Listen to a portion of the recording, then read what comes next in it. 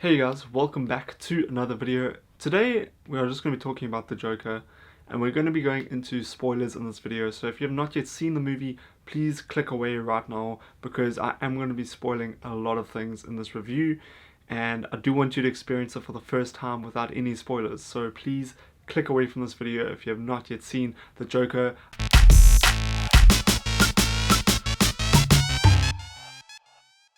I have linked my regular movie review in the description. That is a spoiler-free review for the Joker, so go check that out.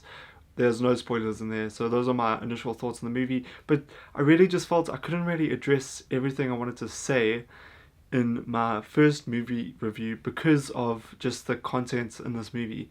And it does deal with sort of spoilery stuff, so I don't really want to talk about it in my regular Joker review. So I decided to make another one, and if you have seen the movie, please let me know what you thought in the comments down below. I really want to hear your opinion, but these are just my thoughts, and I don't really have a script for this video. I'm just sort of talking about it from what I can remember, and some of the things I didn't like quite as much the more I thought about it, and then also some of the things I actually liked more than I initially had thought when I first came out of the movie. So first things first is just talking again about Joaquin Phoenix's performance. It is incredible. It's the best I've seen this year, and it's really, really, really good. I don't think anyone is going to top him this year, especially in the male category for the Oscars. I don't think anyone's going to top him. I do hope he gets the Oscar for this movie, for his performance. Before going to bed a couple of nights ago, this is just a random thought, but I was kind of like, imagine how cool it would be if he goes to the Academy with the full Joker makeup on, and like a black tuxedo, and then accepts the award as Arthur Fleck, as Arthur Fleck's Joker. That would be really, really funny. I doubt it's ever going to happen, but I know Joaquin Phoenix has done crazy stuff like that before, so it could be really, really cool. I don't know, there's like a bit of a thought. But back to the movie. I loved how in this movie his laugh like hurt him, and apparently that's a real condition that people have, just this uncontrollable laughter, which obviously just causes people to laugh, and it actually gets to a stage where it's physically painful because they can't like really control it. And I thought that was just a really interesting way to deal or address the Joker's laugh, because normally we've just seen him like in previous source material just laughing, and it's really great and it suits his character really, really well. But I just loved how in this iteration of the Joker it was something he couldn't control necessarily, and it was just something that was a bit spontaneous, and I loved how the character couldn't actually necessarily control that, and I thought it was a very interesting dynamic to this version of the Joker. Now I know a lot of people have sort of been complaining that the Joker is barely in this movie because it's mainly just Arthur Fleck, and I understand those complaints, but at the same time I love the journey it took Arthur Fleck on in this movie, and I loved how it eventually got to the stage where he was this menacing, crazy clown, and I don't think it would have been as rewarding seeing him as this menacing clown throughout the whole movie if he didn't go through each of those steps, if that makes sense. So I really liked the progression of this character, and I loved how every little thing he did sort of would add to what the Joker eventually becomes. I thought that was brilliant. I really, really did like that. Now, it is a slow burn, and I said that in my last review. It's a slow burn of a movie, and I don't think everyone is going to necessarily enjoy that. I think people are going to go into this movie expecting a bit more action, and when they do come out of this movie, they may be slightly disappointed that they did not get all that action. For me, however, I thought everything in this movie was really well paced out. It is a slow burn, but it does feel well paced out, and everything feels like it does have a purpose in the movie's narrative, and it does build up onto certain aspects of this character. And each of the things that happen in this movie do feel like they influence who this character is becoming.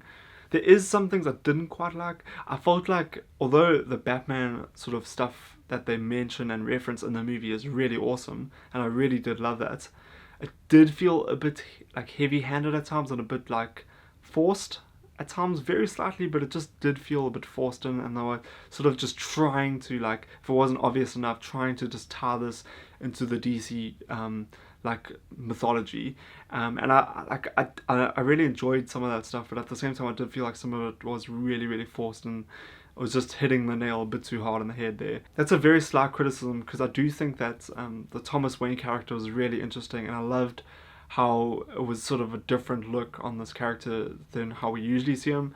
Really enjoyed that. I know some people didn't like the young Bruce Wayne. I personally did. I feel like it was a really interesting way to sort of just introduce Bruce Wayne into this just crazy world that is Gotham City. And I really liked how like the Joker was interacting with him outside the gate. I thought that was a brilliant sequence. So I did like that the Wayne family was in the movie, but I did just feel like they were sometimes trying to force them into the narrative a bit, if that makes sense.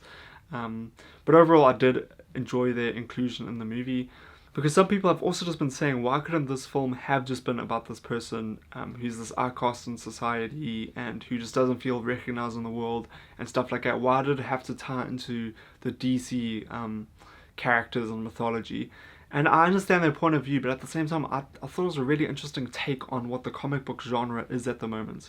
And I personally like the DC Comics connection. And I think the results of this movie is that there are going to be more comic book genre films exploring this sort of style and tone and narrative of filmmaking in future films. Because I also just kind of feel like the parents, Bruce Wayne's parents dying at the end of the film, that almost felt like it was a reshot right at the end of the production of this movie, and they kind of just put it in at the end. Like it could have almost been like after this film had been made and they'd showed it to test audiences, that was something they sort of added on afterwards because people wanted a bit more of a connection to the DC universe. I'm not saying that's what happened at all, but it did kind of feel like that, especially with that sort of sequence, because it does just sort of like slot into the movie. Like the film's at quite a nice little pace, and then right at the end it's like, bam, Bruce Wayne's parents dying, back to the Joker, you know? Like, so that just kind of felt a bit forced. I really liked how it was included though. That's because of what the Joker was causing in Gotham City, that Bruce Wayne's parents dying was a result of all the chaos he had caused. I thought that was brilliant. I really, really liked that. And I won't lie, I was thinking that the Joker himself was going to kill Thomas Wayne, but I'm glad he didn't. I'm glad it was sort of just a result of the chaos he had caused in the city. The score of this movie as well is brilliant. It's possibly the best score I've heard this year. It is haunting. You just go straight into his head when you hear this score. You're going straight into the Joker's head, and I loved it. I thought it was so haunting, so like riveting as well, and you could just really emphasize with what the character was going through when this musical score was happening. Also, the cinematography was just incredible. It's the best cinematography I've seen this year. I know there's some other films coming out that look incredible with their cinematography, so I'm not going to say it's going to be my favorite overall. I haven't yet seen films that are coming out yet, but at this present time, I think it's my favorite cinematography of this whole year. Beautiful stuff. The use of wide lenses and depth of field is incredible, and it just creates a very unique visual style for a comic book genre film like this. I haven't seen a comic book movie that ever has looked like this, and that's a great thing. And I just think the cinematography here is beautiful. Production design and costume design as well, like everything in this movie just worked really well. It was brilliant. Everything was brilliant. So when I was first watching this film, I thought it was really unsettling and really weird for the film's narrative that Arthur Fleck kind of just goes into Sophie's apartment and just starts making out, and allegedly they sleep together or whatever. And I was like, dude, that is weird. Like, there's no way that this weird guy down the hall would be able to just walk into this girl's apartment and just get it on, you know? I was like, that is so weird. Like, I really hope that's not the case. Later on in the movie, we realize this was all going on in his head and it wasn't real at all. And one of my favorite scenes of the whole movie is when Arthur Fleck just walks into Sophie's apartment and sits on the couch, and then she just comes out of her bedroom and just kind of says something like, "Aren't you Arthur? Like, don't you live down the hall? What are you doing in my apartment? Like, this is really weird." And I was like, this is brilliant. And I personally didn't predict the movie to go that way. Some people were saying that twist was a bit predictable. I personally did not predict it. I just thought Sophie was a really nice person who was just trying to sort of include Arthur Fleck and just be friends with him. But at this point in the movie, we find out that this was all in his head. And it's a really unsettling scene, because this was one of the points in the movie where I was legit uncomfortable and I was so concerned at what Arthur Fleck was going to do next. Because I don't know if he was just going to like leave or if he was going to do something to this character. And like, it was so unpredictable what his actions from that point on were going to be. and I was legit creeped out. That scene was just full of so much tension, and like it legit kind of made me feel a little anxious, and that was brilliant. That whole sequence was brilliant. It was really, really well done. The movie doesn't tell you what he does to this person, or you kind of just left to decide for yourself what he did to Sophie. And that's also another pro on this movie, is just how everything is going through Arthur Fleck's perspective. I really love that sequence when he goes onto the Franklin Murray show with Robert De Niro's character, and he's sort of like Robert De Niro's like, I wish one of my sons were like you, you know, like I'm just so happy with you, and like you're such an amazing person. And those are obviously all things that Arthur Fleck really wants in his life. He hasn't had a good, strong father figure, so he kind of sees Franklin Murray as his father figure, and he's like aspiring to be like him. That's why he's like doing comedy, and he sort of just idolizes who Franklin Murray is. And then eventually, when Arthur Fleck tries to do his own stand-up comedy and he completely bombs it, that again was such a powerful scene, because he's like trying to get these jokes out there, and they're not the greatest of jokes at all. They're really like terrible jokes, but he's trying to get these jokes out, but he can't stop laughing because he just feels so uncomfortable where he is, and you just completely just feel that uncomfortable vibe from the scene as well. Like you feel just very like, you feel sorry for him because he's trying his best to get what he wants to say out, but he can't. You know, like I really, in that moment, I was like, I really felt sorry for Arthur Fleck. And that's another problem in this movie, because it's showing how we like sympathize with this person, although he's like not in the best state of mind. And I really, really enjoyed how this movie constantly was doing this. And then later on in the movie, Arthur Fleck sees that Franklin Murray has made fun of his stand-up comedy that he tried to do at that club. And I mean, this breaks him, because this is like his idol, and then he sees that, you know, he's been made fun of by him. And that's where he eventually gets onto the Franklin Murray shows towards the end of the movie. And I was kind of thinking Arthur Fleck was going to commit suicide on broadcast TV because he felt like he had no place in the world and in society. And I really thought that was the direction this movie was going, because a lot of the time there were little gestures here and there and little actions that Arthur Fleck was doing, where like he would sort of hold up a gun to his head and like pretend to shoot himself. Then when he got the physical gun, and he was like placing it under his chin here.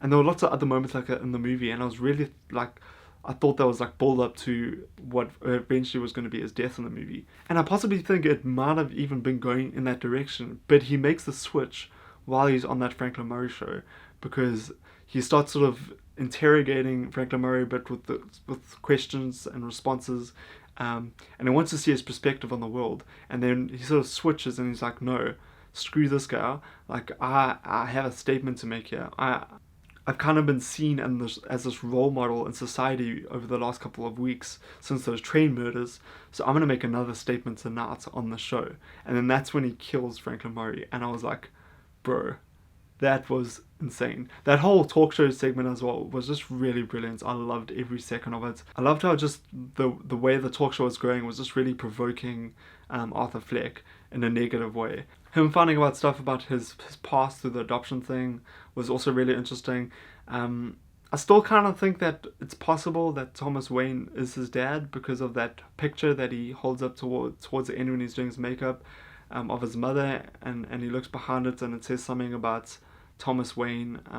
He like made a little note to his mom or something. So I do possibly think that there might still be a connection there, but I love how open-ended it is. And then finally, right at the end, one of the things I really just enjoyed as well is when after the crash with the ambulance and the cop car and whatever, he just gets lifted out of this car by these people rioting, and he gets put on this car, and then he sort of just stands up and he watches his audience.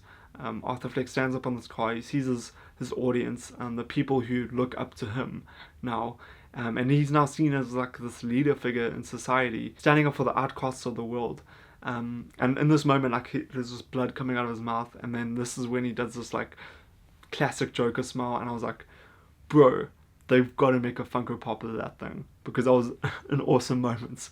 I really, really loved that moment. It was just really, really good. Quite frankly, I would have been fine if the movie just ended there, and I really thought it was going to, but it then goes back to another, I assume it's Arkham Asylum, and it's him just with a therapist again, and he says something about the therapist not being able to get the joke, and then we cut to like a scene of Bruce standing with his dead parents, just like standing there, like not knowing what to do.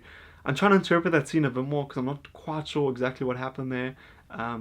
But I think he is just sort of saying that this world has just become like a joke, and society will not get that. Everything's just like crazy, it's gone all over the place.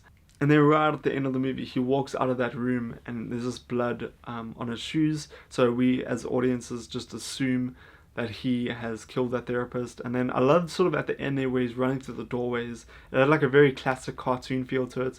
And that just, again, I thought was a perfect ending for this movie.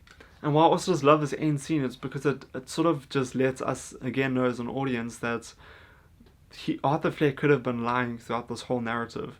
Because, I mean, this movie is sort of a narrative from his perspective. So, like, it leaves the option that anything in this movie could have been real and it could not have been real. And it was just parts of his perspective or his narrative. So I really, really enjoyed that. And I went out, I had a really amazing time watching this movie. Besides the, like, forced DC stuff at times, and stuff in the script, I was like, they didn't necessarily have to add that in. It could have been provoked the same way if they didn't put in certain things. But overall, I mean, I really enjoyed this movie. I think it's just a huge deep dive into this character and their motives, and I loved every second of it. Like, I won't lie, it's an uncomfortable movie to watch, but I loved it. I really, really did. It's one of those movies that I'm not going to be watching on repeat viewings like I do with an Avengers movie, but I probably will be watching it every couple of years just because of how powerful it is. And I do think it's holding up a mirror to our world right now. It's holding up a mirror to society, and it's telling us to catch a wake-up call. Like, there are people out there who are not being recognized. There are people out there who are hurting, who are not getting the medical attention that they need. And it's crazy just to think that there are people like us out there who just aren't feeling loved and who aren't feeling accepted by the world. Constantly just being beat down by society. And I think this movie it's holding up a mirror to our society now. And the one thing I could just take away from this movie is that we also need to be better people in the world today. Arthur Fleck's Joker was a product of society. And are we making other products of society who are in a similar manner and similar state? And I mean, obviously the movie's a lot just deeper than that, and I understand that, but I do think it as well is that we need to be more invested in the people around us. So often we just walk past each other. We don't even acknowledge that we exist to one another at times, and that's a really deep thought to be thinking about. And I walked out of this movie really thinking that I'm like, have I been doing this to people? Like, what are my actions doing psychologically to the people around me? That made me think a lot, man. And I've just really been pondering that. It's been like 3 days or 2 days since I've seen the movie now, and I've just really constantly been thinking about that. What can I be doing better to make this world a better place? And that is crazy, and that is cinema. That this movie was incredible. I really hope it gets award recognition. I definitely think Joaquin Phoenix will get a nomination for his performance as the Joker, but I really also do hope that it gets cinematography nomination, stuff for its musical score, costume design, production design. It's a really, really well done movie. Also, Todd Phillips shines here, like him as the director. I haven't really spoken about him, but he really does an absolutely incredible job here. I think him and Joaquin Phoenix, they were like the perfect duo to handle this movie. I don't think the movie would have been quite as powerful without them, or quite as good, quite frankly. And of course the script as well. The script was incredible. It was just overall a really well-rounded movie that really made you feel something and question things and think about stuff, and made you uncomfortable at times, but also just made you sympathize with this person who's just this outcast in society who's slowly descending into chaos. So I love this movie. I really do enjoy it. Guys, honest thoughts on the Joker. If you liked it, if you did not like it, I want to hear why. Leave me know in the comments down below. Please comment. Remember to like this video, subscribe, and then press the bell icon to be notified whenever I post my next video. I really enjoyed the Joker. I cannot wait to see it again. Let me know in the comments, but I do just really want to hear your honest thoughts on the Joker. Please let me know. I'll see you guys next time. Bye bye.